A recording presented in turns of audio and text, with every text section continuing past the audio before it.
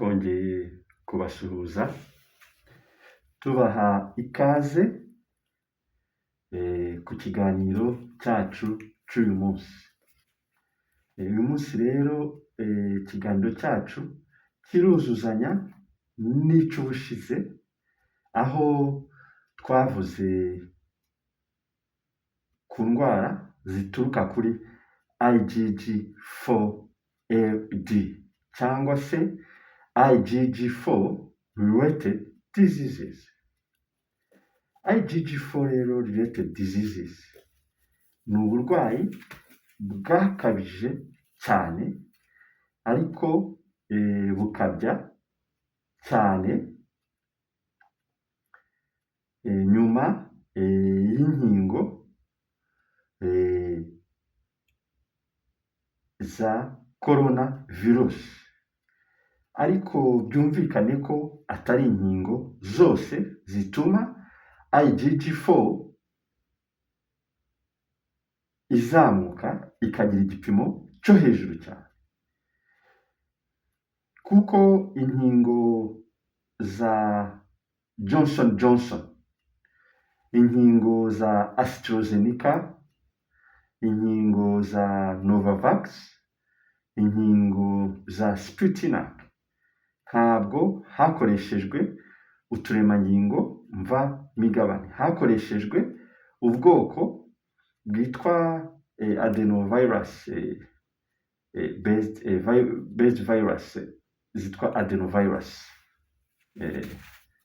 virus vectors za adenovirus nizo zakoreshejwe akenshi muri izo nkingo zindi, nubwo navuga ko nazo ubwazo atari nziza kuko zateje akaga, cyane cyane ko zahitaga zangiza umwijima mu buryo bwihuse ndetse inyinshi bakazivana ku isoko. Ariko ikibazo gikomeye ni uko abantu bibeshye ko izitari izikoze muri ubwo bwoko aho hakoreshejwe adenoviruses, mbese izikozwe mu bundi buryo arizo nziza, noneho abantu bazirohamo pe. Moderna turabyibuka ko yaje mu Buyapani bakayivana ku isoko,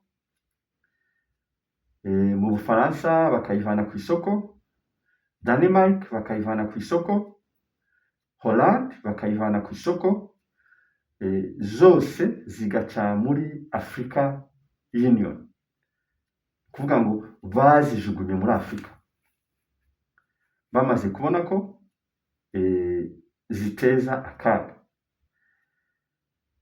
Abantu rero nibwo bahise bakoresha inkingo za Pfizer, ariko Pfizer na Moderna zikoresha ubwoko bumwe bwa formule, niyo mpamvu bahora mu nkiko barwana bavuga ngo buri imwe formule niye, buri imwe formule niye. Muri make formule bakoresha ni iriya kariya karemangingo nyica-mubiri, nyinjira-mubiri, ariko hakiyongeramo n'ubundi twabonye mu bakurikirana izi video zacu, n'ubundi twabonye SV40 LC32.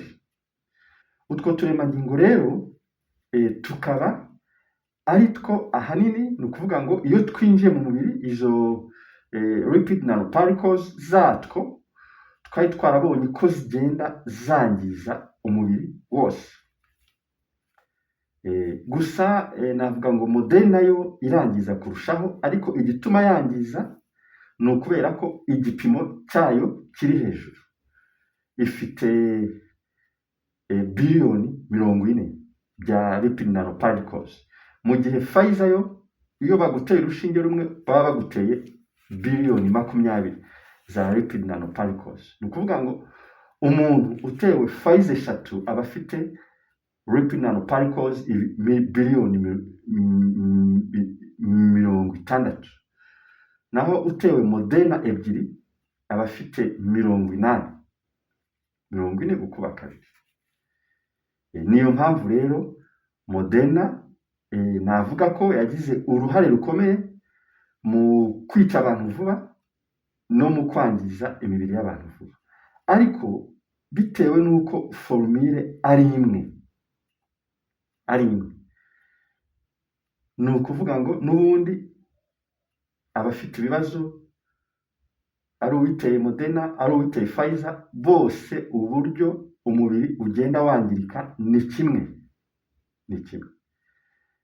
Ni izo ndwara rero twabonye IgG4-LD.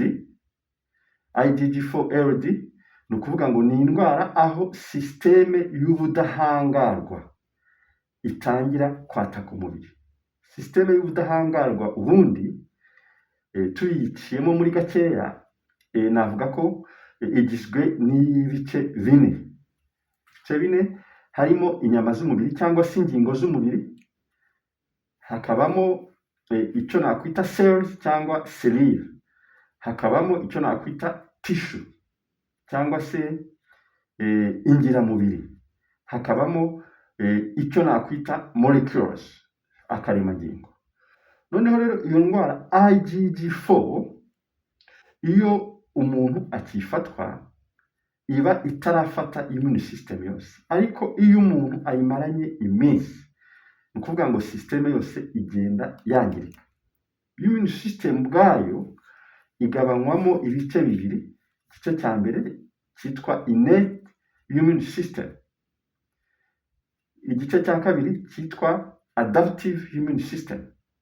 Itandukanyirizo ry'ibyo bice byose ni uko innate iyo navuga ngo igira umuvuduko,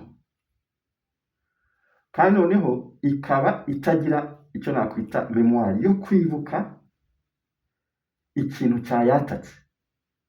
Ni ukuvuga ngo yo irakora ariko ntabwo yibuka, mu gihe adaptive immune system ikintu gishobora kuza mu mubiri kikayataka ari virusi, iyo virusi yazagaruka kikongera kikayimenya.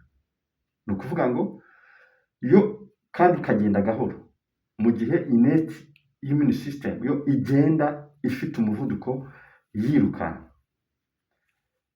Aho niho rero bitandukanye. Ahandi bitandukanye ni ukuvuga ngo innate immune system iri non specific, mu gihe adaptive iri specific. Bisobanuye iki rero?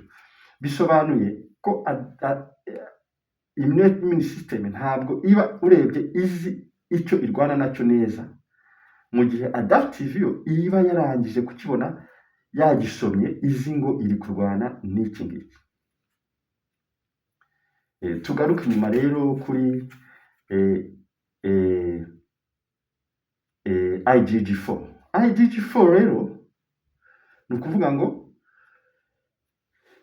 ahantu itereye ubwoba ni uko turiya turemangingo mvamigabane twinjira mu mubiri, twakwinjira mu mubiri tukinjira muri selule, twakwinjira muri selile ikadutwara ikadufatanya na ya selile ya B, selile ya B ikatumira, noneho selile ya B igirana imishyikirano na selile ya T, ni nkaho ari yikoresha. Ni ukuvuga ngo ni nka, navuga ko ari nka directeur general na assistant. Ni ukuvuga ngo B cell igirana imishyikirano na T cell.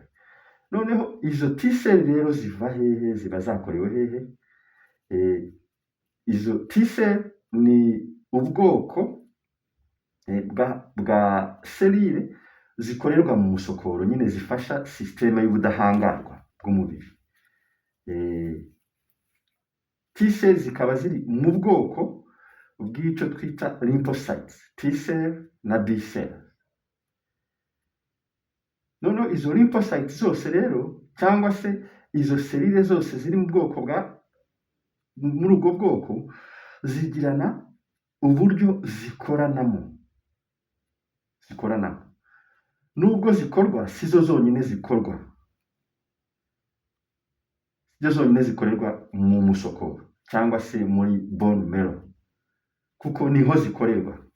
mbere y'uko zisohoka zikajya kugira icyo zamarira umubiri niho ziba zakorewe.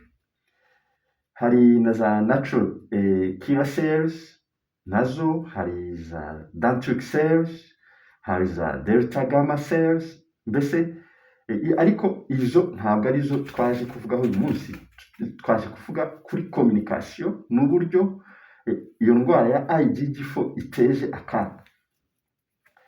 Abantu benshi bazi uburyo mu bihe byashize indwara ya sida yateje akaga. Indwara ya sida yari ifite cyane kugaba ibitero ku zo nakwita serire za kane, izo bitaga CD4, CD8. Iyi kazi kubita pe n'ibinini bazanye ni ibigenda bikunganira izo serire za kane.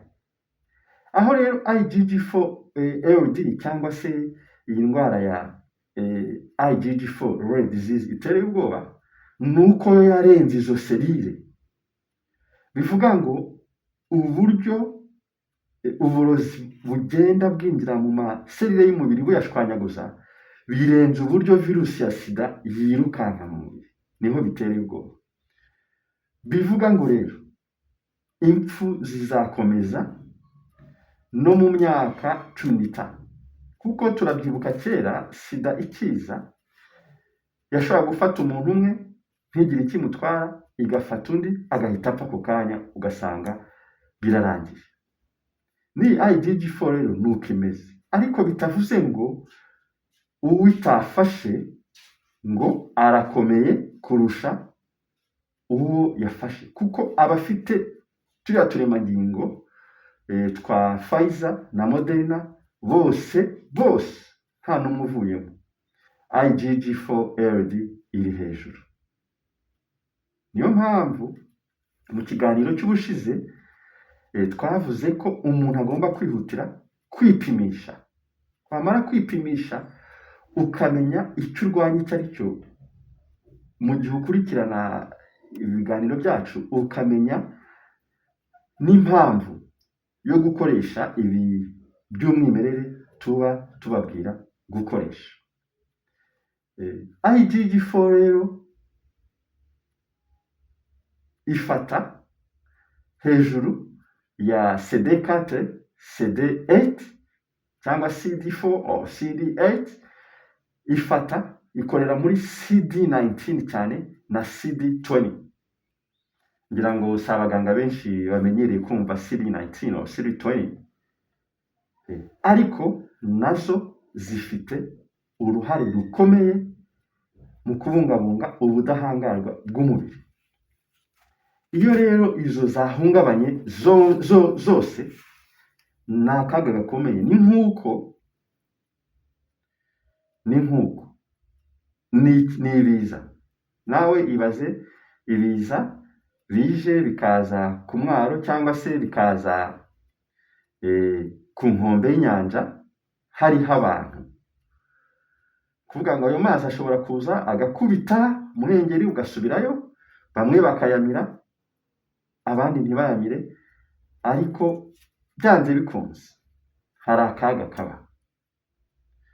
Nutwo rero turemangingo twinjijwe mu bantu, noneho ntiharamenyekana ko hari n'ikizatuma utwo turemangingo mvamigabane tudakomeza gukora izo IgG4, kuko umubiri ubwawo icyo twise antibody yakagombye kurinda umubiri. Ni ukuvuga ngo B-cell iragenda noneho igakora antibody nyinshi cyane zakagombye kurinda umubiri, ikazirenza igipimo, zikagaruka zikatangira kurwana na za serire zirinda umubiri mu budahangarwa, arizo T4, T8, T19, T4 mu kinyarwanda, T8, T19 na T20, zikazikubita. Iyo zizikubise rero niho za ndwara usanga abantu basigaye barwara, ngo yabuze umwuka, apfuye yabuze umwuka, bamuroze, apfuye yicaye mu ntebe, bamuroze, atwaye imodoka, ni umushoferi, arasinziriye, umutima urahagaze, ayiroshe n'abantu munsi y'umuhanda, bamuroze. Ni ibyo ngibyo cyane cyane mu bihugu byo muri Afurika byafashe utwicamubiri karabutaka, turemangingo mvamugabane, ni uko abaturage bavuga. Upfuye bamuroze, ni nk'abanyankore. Abanyankore iyo umuntu apfuye baravuga ngo bamurogeye, ngo bamuroze. Nta muntu ubundi ngo ugomba gupfa, abantu bagomba kubaho ubuziraherezo. Ariko si ku isi iteye. Isi abantu bose baba bageze hagera igihe bakava ku isi, hakaza abandi. So target rero yacu ni target yacu ni ukugira ngo abantu bakanguke, bamenye ko nubwo iyo ndwara iteje akaga, ariko abantu bagomba kwirwanirira. Kuko kuva kera uko ibyorezo byazaga, niko n'abantu babonaga uburyo bashobora kuvura ibyo byorezo bakoresheje ibiri mu mwimerere, bakoresheje ibyo Imana yawe yaremye igashyira imbere yabo ngo babikoreshe.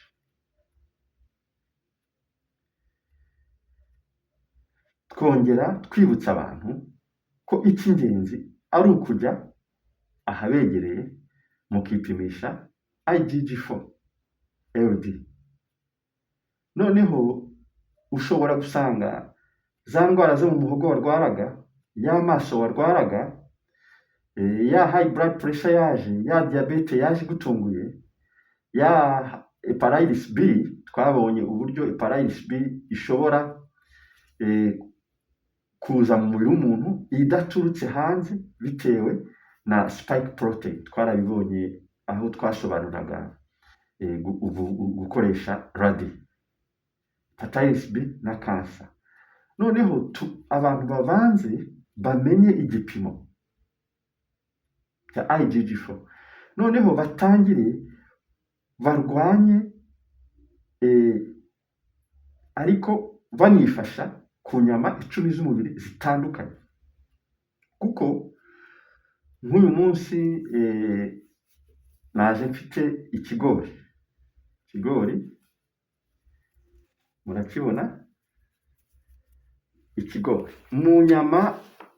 IgG4 yangiza cyane kurushaho harimo impyiko, hakabamo na pancreas ni iriya ifasha mu gukora isukari. Niyo mpamvu mumva ngo umuntu yarwaye diabete, biba byavuye kuri pancreas. Twabonye ko yataka glands cyane, yataka imiyoboro. Ndavuga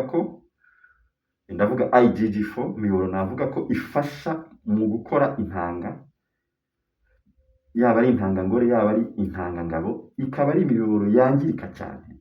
Bivuga ngo abantu bafite turiya turemangingo niyo bashaka kubyara bizajya bibabera ikibazo, kandi nta muganga uzabavura ngo bikunde, nibo bazabanza bakajya bivura.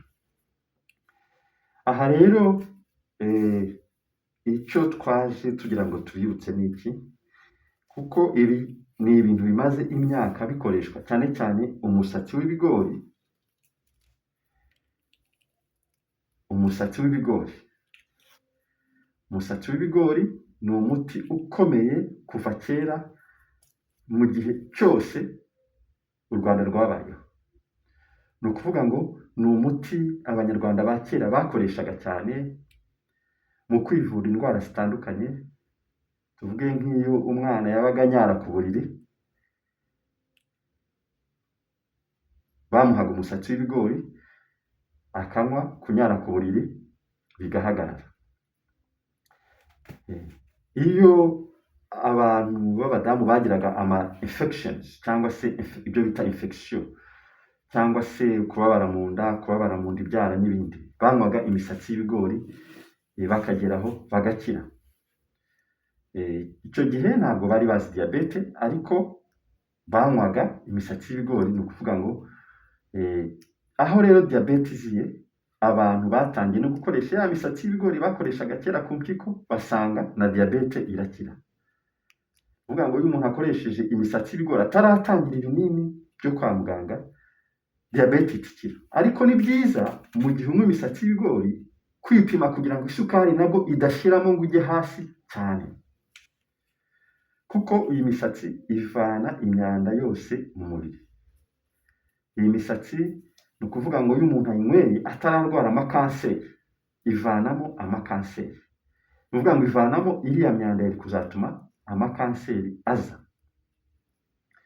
Ikaba ikaze no ku barwaye indwara y'umutima kubera potassium. Twabonye potassium ku barwaye indwara y'umutima ko igira potassium twayibonye ku barwaye indwara y'umutima ko igira akamaro cyane. Bivuga iki rero?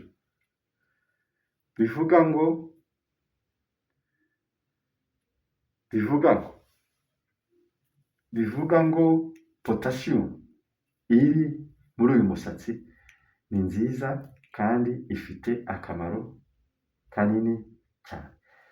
Uyu musatsi rero ukaba ufasha kuvana amakolesterol mu mubiri, icyo nakwita LDL cyangwa HDL, nizo zigenda zigatwara amakolesterol zikagenda ziyashyira hagati mu mubiri w'umuntu. Ni na byiza iyo ugiye kwipimisha kwa muganga gukora test z'umubiri wose ko wita cyane ku gipimo bita LDL na HDL, ukabaza muganga icyo bisobanuye, kuko nabwo uko ibipimo bizamuka ni nako kurwara umutima mu gihe kizaza biba ari ibintu bishoboka. Bivuga iki rero? Bivuga ngo iyi misatsi y'ibigori yafasha abantu cyane cyane ko ifite vitamine K. Ibintu bike mu bintu dukoresha bifite vitamine K. Ifite chloride irafasha cyane mu mubiri, cyane cyane mu kuvana imyanda mu mubiri. Ifite sodium ifite zinc, ifite iron, irakungahaye cyane, ifite calcium, ifite protein, ifite fiber, ifite carbohydrate. Iyi misatsi rero ikaba ikungahaye mu buryo buteye ubwoba. Ifite antioxidant twarazibonye, cyane cyane vitamin C. Antioxidant twazibonye mu gukora ubudahangarwa bw'umubiri. Iyi rero irafasha mu budahangarwa bw'umubiri w'umuntu. Ni byiza rero ko abantu bakoresha iyi misatsi, cyane cyane ko ari na myiza cyane mu koza impyiko buri gihe. Mu koza impyiko niyo ikora amazi, icyo bita yin fluid cyangwa synovial fluid, zigenda zikazafasha hagati mu ngingo. Niyo mpamvu iyo umuntu arwaye mu ngingo bimwe bita gout, bimwe hari ubwoko bw'ibyo bita arthritis, hari iyo bita osteo cyangwa rheumatoid arthritis, ni ukuvuga ngo ni ibibazo byo mu ngingo bigendana n'imitsi ahanini. Imisatsi y'ibigori ni byiza kuyinywa urwaye, kuyinywa uri muzima, kuyinywa utanarwaye, kugira ngo noneho wirinde kandi ukomeze kugira ubuzima bwiza. Ni byiza rero ko mukoresha imisatsi, nimuyikoresha izabafasha byinshi, cyane cyane ko ari umwihariko mu gufasha impyiko na pancreas.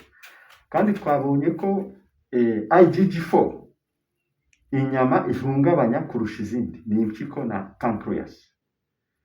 Mukomeze rero mukoreshe imisatsi y'ibigori. Ubutaha tuzaganira ku bindi nabyo bishobora gukomeza kubagirira akamaro mu buzima bwanyu bwa buri munsi. Ntimugire ubwoba n'abarwaye kanseri kuyikoresha mukayinywa ku bwinshi, kuko hari icyo ihindura mu buryo niyo mwaba mwaratangiye imiti, uburyo iyi miti ikomeza kuzuzanya n'intungamubiri uyu musatsi ifite. Murakoze rero, mwari kumwe na Master Kata, mugire ibihe byiza.